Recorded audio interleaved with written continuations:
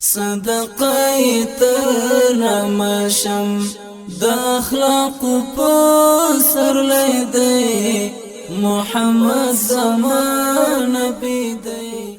د درود شریف فضیلت څونه دی؟ دریم حدیث درته وایم. وعن ابي هريره رضي الله عنه، حضرت ابو هريره رضي الله عنه فرمایي ان رسول الله صلى الله عليه وسلم قال، رسول الله صلى الله عليه وسلم فرمایله من صلى علي صلاة واحدة، کچا پر ما باندې یو وار درود وای، یو وار الله د یو وار درود ویلو په مقابل کې صلی الله علیه عشرا، الله لس واره رحمت تر باندې کوي، لس واره. یوه صدقه وکه لس واره ثواب واخه، یو وار درود وای لس واره درود در باندې ویل کیږي.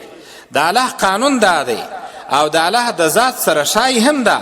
الله غیرتمن ذات دی چې بنده یو وار ځان ستړی که د الله و رحمت لس واره درته راځي. زما سترګې او زړګی دی صدقه ترمشم د اخلاقو په سرلی دی محمد زما نبی دی.